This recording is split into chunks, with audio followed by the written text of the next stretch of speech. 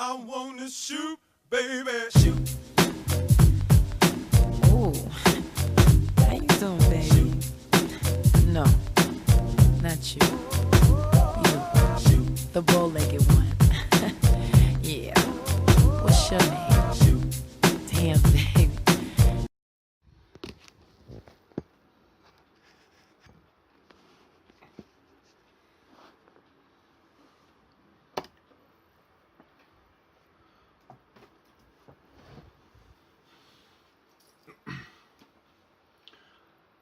Hello everyone and welcome to my review of Deadpool, directed by Tim Miller, released in 2016, starring Ryan Reynolds.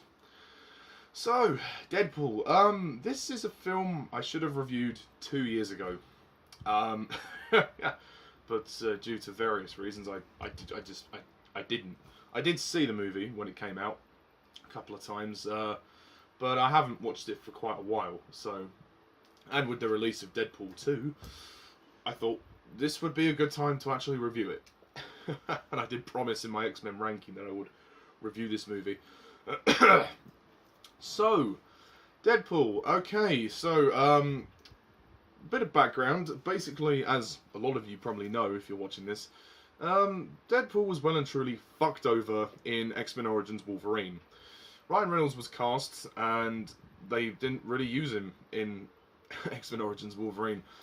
He had about 5 minutes on screen, and then they, well, you know, yeah, they did that. But no, after a few years, 20th Century Fox, because the fans complained so much about X-Men Origins Wolverine, and a lot of people hated the movie just for that. So they decided to eventually give Deadpool his own film, and this is it. Deadpool. The basic plot of this film is that basically it centers around Wade Wilson, played by Ryan Reynolds. He is this mercenary who goes down and sort of like tries to, you know, well, fuck people up, as he says. And one day he discovers he has terminal cancer. I think it's prostate cancer, but pretty much cancer, you know, cancer. He gets cancer, and him and his girlfriend are in a bit of a bad place, and she's worried for him. And then he is spotted by somebody who is part of this mutant agency, and then he meets this guy called Francis, who experiments on him and tortures him, tries to turn him into a superhuman to use him as an experiment. And in the end, it leaves Deadpool physically, well, damaged from the experience, and he's left his girlfriend, and he's basically going on a quest for revenge to find Francis and kill him for what he did, and also to try and fix things with his girlfriend Vanessa, as well as a couple of the X-Men trying to recruit him into joining the X-Men. So there's all that going on, and yeah, pretty much the way they tell this is non-linear, and Deadpool himself is kind of the narrator.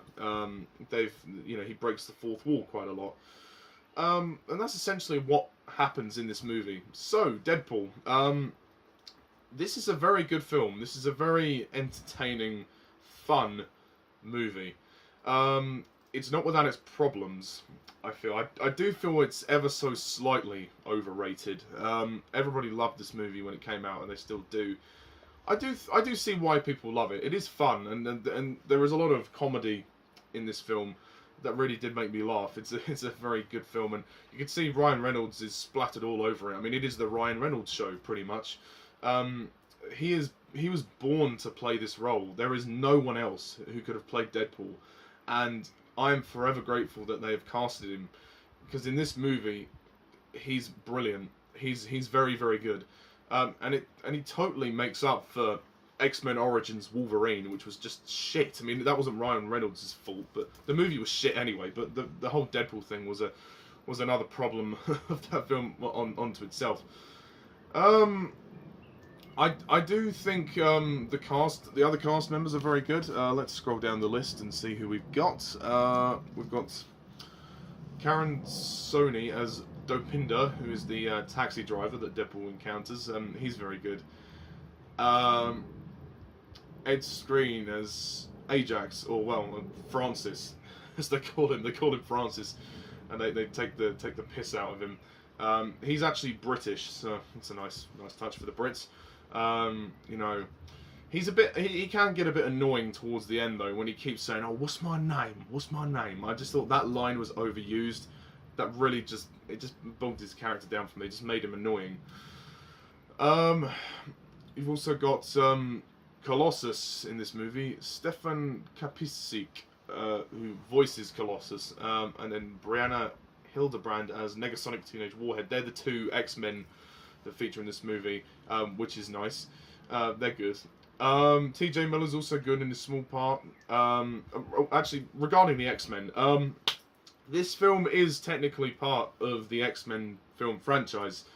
If you recall back, if you've seen my ranking of the X-Men movies, if you recall back to that, I didn't rank Deadpool in the list for various reasons. The first of which being the film's tone. It's more of a comedy, and for me, all of the other X-Men movies are not comedies. They have humour, but they're not centrally comedic, whereas this is. This is it just doesn't feel like an X-Men movie. I'll get into that later, and it's not actually put together in the box set of the X-Men movies with the other movies so far. So that is another reason why I just don't see it as an X-Men movie. Yes, it's set in the same universe, but it doesn't really deal the same themes as the X-Men films, like the whole themes of prejudice and racism. It doesn't deal with that. It's not. To me, it's not an X-Men movie. It's in the same universe. It's a spin-off, but I don't see it as part of the same series. If that makes any sense.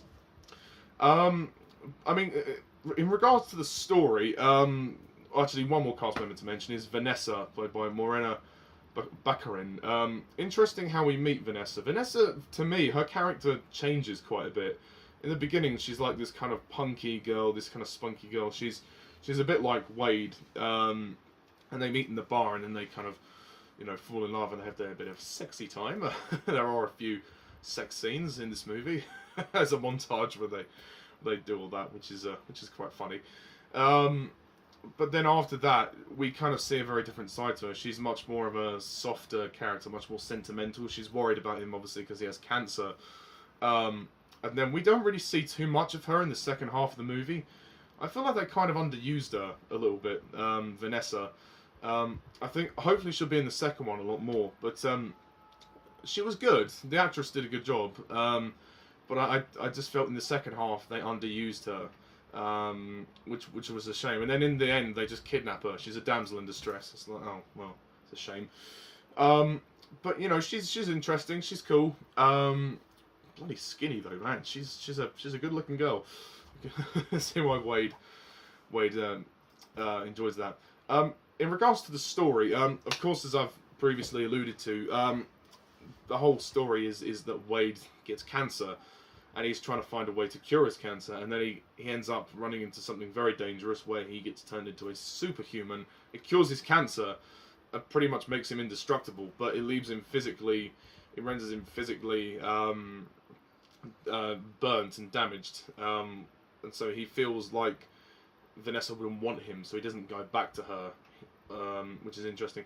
I do feel like because the movie is so comedic, essentially, it is always quick fire humour. Ryan Reynolds is always throwing in a joke every 2 minutes, which I don't have a problem with. But for me, there's a sense of tonal whiplash. The whole story with the cancer, it's so brief in the movie. They don't spend a lot of time on it, and all of those emotional scenes really just feel rushed. I do feel like the film could have spent maybe just another 5-10 minutes just to show Wade's emotional struggle, just to balance out the tones a bit more, because the film is overtaken by its comedic tone, which it just kind of, for me, cancer is a very sensitive subject in of itself, and when you talk about it in films, it is important, and I do feel like they didn't really address the importance of how serious the cancer was, at least not after. I mean, the first time we when we find out he's diagnosed with cancer, yes, that's when it's really like, oh shit, okay. But after that, they don't really stress how important that is. I just think that there could have been more of a focus on that. So that's where I run into a couple of my problems with this movie. I do think it's quite funny the way they styled this movie. Like the opening titles are hilarious. Where you have all the different names, like the film produced by some arseholes or whatever, and like when you have like an American, like the world's biggest idiot, the British villain, and all that, a hot chick, and that's very funny. That's very good, and the use of pop songs are very good. And Ryan Reynolds keeps the film moving. He really does in his performance. It's mostly about him, so it's really great to see him perform this character. As I said, he is the only character. He's the only person to play this role, quite simply. The movie's not very long. It's only an hour 48 minutes. It's 108 minutes, so it breezes by. It doesn't drag too much at all. It moves at a pretty consistent pace. The action sequences are very good. This is an R-rated movie. It's much more bloody and much more gory, has its gory moments than the other X-Men movies, which is another reason why I think it should be made separate to the X-Men films. And yeah, the climax itself is very entertaining. You can just have a lot of fun with this movie. The way that he interacts with all these people is great, and he's also constantly breaking the fourth wall. And then he tries to do this thing where he's breaking the fourth wall within breaking the fourth wall, and he's like, oh, it's like 16 walls. Which is all very funny. I think the production design is great, and the effects are awesome. There are some very difficult scenes to watch in this movie. There's a montage of torture scenes, which look very dark, very difficult to film. It looks quite sadistic, and also the sexual stuff. I mean, but that's all over pretty quickly. But yeah, this is more of an adult film. This is not a kids movie. I mean, if you're younger than 15, I mean, maybe I think in the UK this is rated at 15. If you are, yeah, no, 15. Just looking at my Blu-ray, yeah, 15. So if you're younger than 15, you can't really watch it. And I think there's quite a lot here that would really ick me out if I was younger. So I think it was appropriate for them to do Deadpool in this sort of style. It just makes it unique, and it doesn't make it feel like like it's trying to rip off the X-Men films or something.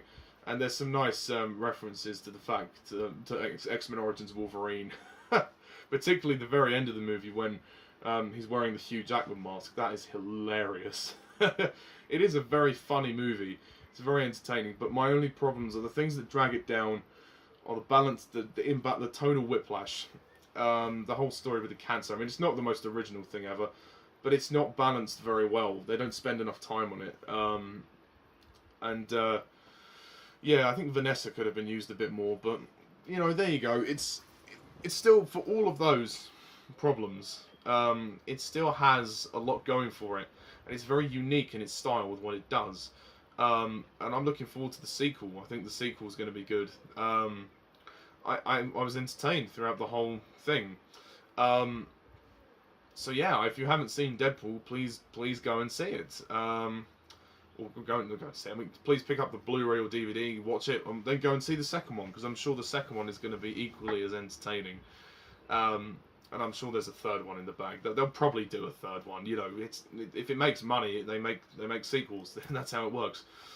So, and also that post-credit scene is great as well. So yes, I'm gonna close this review off by rating Deadpool an 8 out of 10. That sounds sexy. Here I go again, girls. What's my weakness? Hey. Okay, then chillin', minding my business. Word. You saw the look. Yeah. So that's pretty much my review of Deadpool. Thank you guys all for watching, and as always, I'm Mr. TARDIS11. See ya.